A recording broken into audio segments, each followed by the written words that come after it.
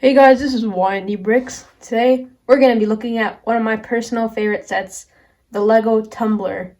This is set number 76023 and it has 1,869 pieces and it retailed for about $200 USD and $230 Canadian. And now let's take a look at those minifigures and then the main build. And before we actually get on with the minifigures, I wanted to show this sway stand they actually come on. So you can see that's this really nice long sort of stand. It has the sort of details about the ship like they do with most UCS sets. I don't know if I mentioned it was UCS set, but it is. And it comes with a stand basically saying all stuff. It has the weight, speed, acceleration, length, width, all that sort of stuff. And then you can see it says Wayne Industries. That kind of gives away who Batman is if they're making the Tumbler, you know? Wayne Industries.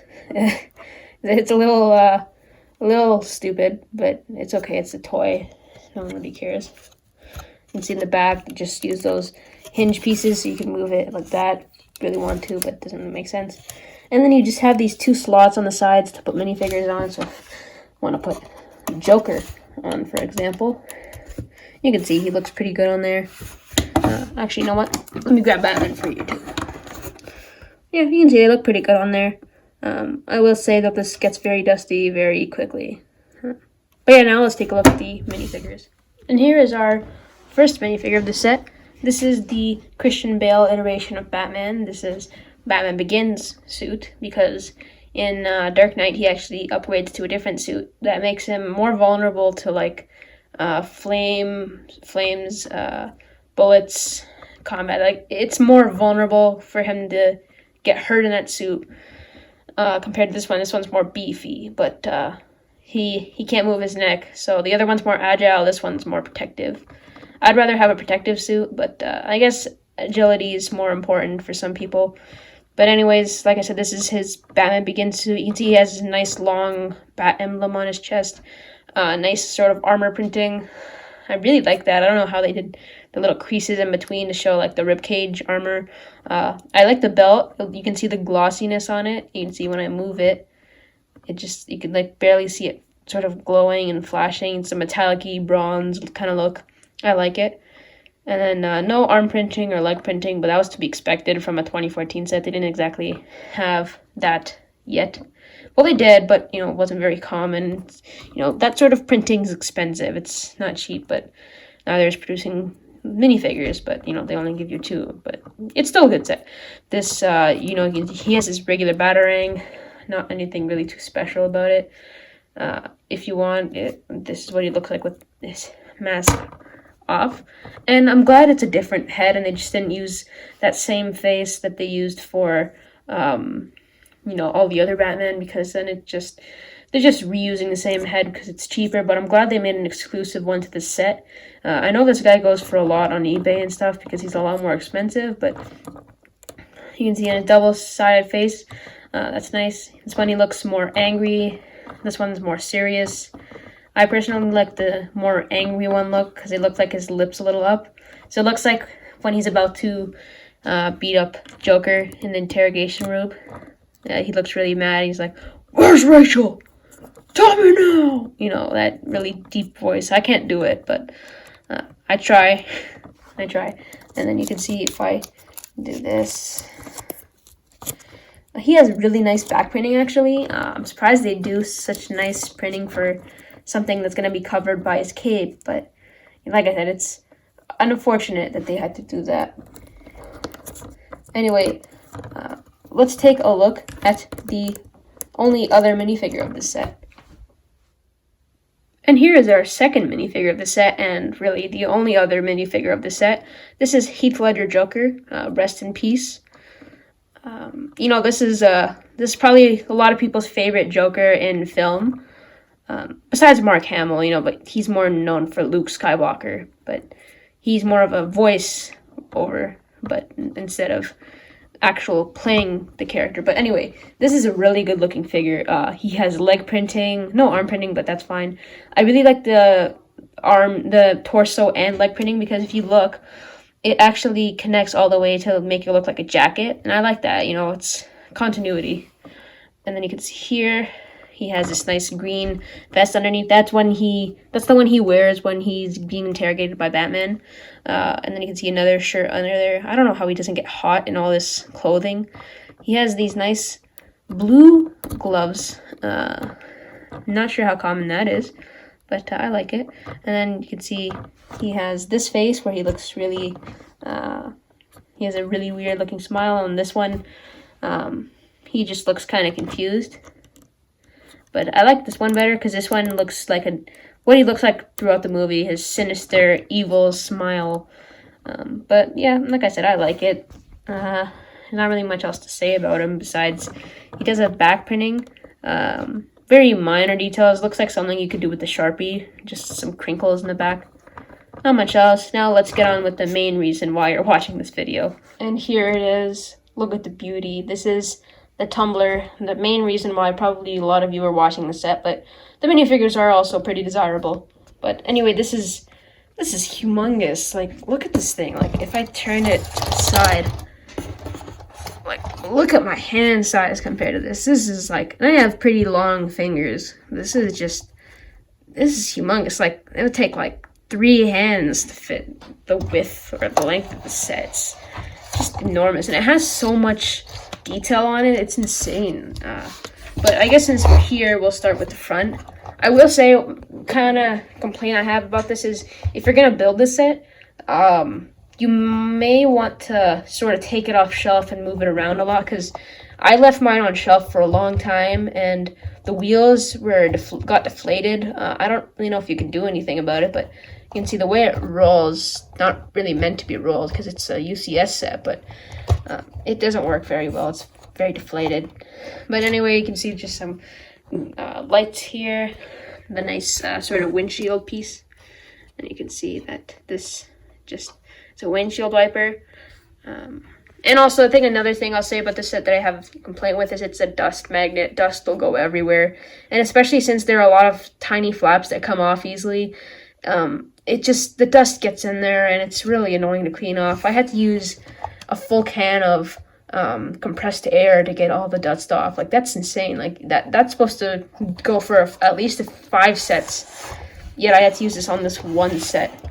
On the front, like I said, there's more lights at the top. There's these flaps that can be moved around, but it's more just to make it look accurate. Like I said, the wheels. And I'm just going to show one side because both sides are identical. So I'll just do an overview on one side and then kind of go through on the second side. These small pieces, nice sort of side paneling. You have this right here. This is a flap that can go up and down. Not really used to that. You have this little window at the side to get light in. These stickers. You have this flap. This flap's actually really annoying me because it came off so many times while trying to dust the set, and I had so much trouble. I hated that part. Like, the flaps are just annoying. More flaps here. Some greebling. You have these wheels. Gigantic wheels on the side. You see what I mean, right? Like, this piece just came off randomly. A lot of tiny flaps that I think they could be improved on if they made a remake of this set, but I hope they don't because I want this set to stay exclusive to us collectors who actually own it. You can see more sort of flaps. You have these 2 sort of steam engines maybe to let out all the steam from the ship or the craft. Really, really nice engine. I really like how that's built. I have that old toy that they used to make when the movies came out, and I remember the engine always being really big, so they got really good attention to detail here. Some levels, I guess, to show if it's getting really hot or not. Some sort of spiral thing. You have these really nice wheels. I don't know why these prints are there. Maybe that's just dust, but I don't know how it got on every single sort of tread in the tire. Same sort of thing on each side, and then if I turn it around, I'm just going to move through this really quickly because no real need to really look over it. And this is a heavy set, that's why I'm having a little bit of trouble moving it with just the one hand while holding my phone. And then you can see same sort of stuff here. Back wheels aren't actually that deflated, but just a little window, panels, not much else really to see. And then I guess since we're we'll look at really the only feature of this set. Sorry, just lay you down for a second. So you can open this, and although there's seats inside and everything, I wouldn't say it's minifigure compatible. Like here, if I show you, this won't really make a lot of sense, but let's actually, I'll just show you the interior first, and then we'll look at it. So you can see inside there's some stickers. That's the sort of lever that Batman would pull to release the Batpod. Here we have the random stuff, more sort of stickering for stuff. Oh, these are police cars when they were in that chase. And then here it says intimidate. I don't think it actually said it in the movie, but if it is, correct me in the comments. A little hard to see because of the lighting, but if I look, just looks like the roads, I think. And there's some more levers. Really detailed interior. Here, let me just try moving this around for you. If I want to show you the seats. And then you can see the seats. Like I said, they're not minifigure compatible, but like here, if I wanted to show you. Yeah, he doesn't fit in there very well. I don't suggest trying to put him in there, because although the flaps are big, you just don't want to have him get stuck in here. Like, just look at that. Look how big the seat is compared to him. It doesn't work. Even like with the Michael Keaton Batmobile nowadays, that doesn't work. Yeah, like I said, my hands are a little big, so it's hard getting them out. But anyway, let's get on with the final verdict of this set. Overall, I'm just gonna say it. I love this set. If you're a Batman fan and you don't have this set, you're gonna be very, very sorry. And that's not a threat. I'm just saying this is a must-have for Lego collectors, especially Batman fans. If you're a casual fan, this may not be for you because it is $230 after all. If you don't have a lot of money and you want to buy it on a theme that you particularly like, then if you don't like Batman, then it just doesn't make sense. But if you like the way it looks, buy it. If you just want the minifigures, you can just buy those off of eBay. I'm sure you can find a good deal for those.